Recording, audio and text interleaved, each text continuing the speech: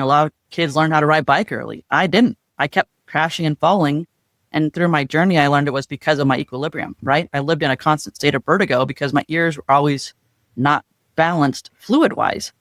That impacted how I dealt with life. I crashed all the time, broke my chin open more times than I care to count, you know? And all those little things, you know, you have to work through them as a kid. When you reflect back, you're like, that's why this happened.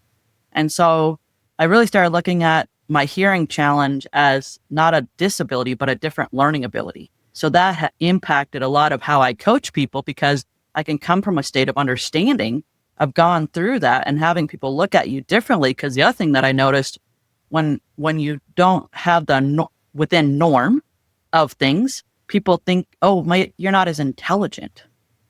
But it's not that you're not intelligent. You just learn differently. You appreciate things differently. I learned to read people's energy, read lips, read body language. And that actions actually spoke louder than words. I often refer to it as seeing to hear, right?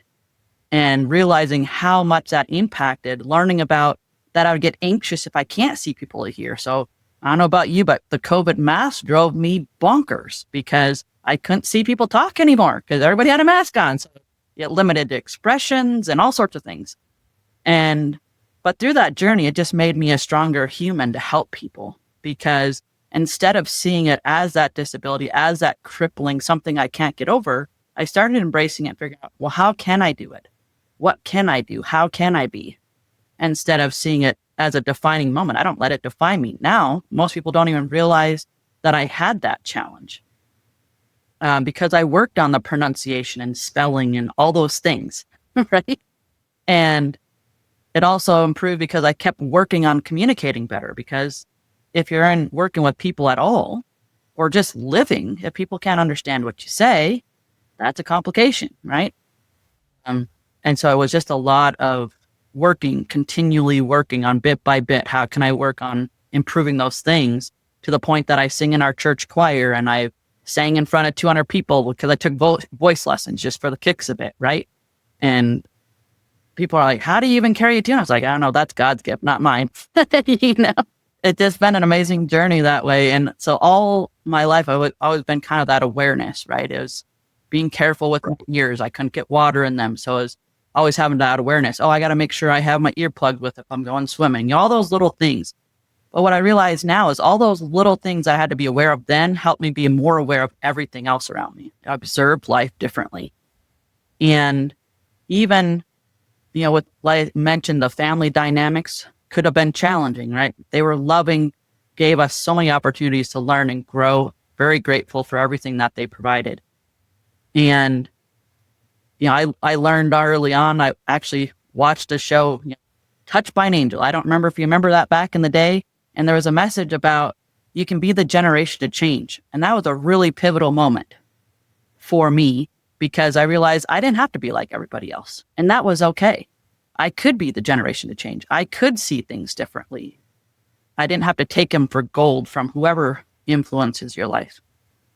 And that was the first pivotal moment in my journey on life, trying to be more positive and look at life from a different perspective.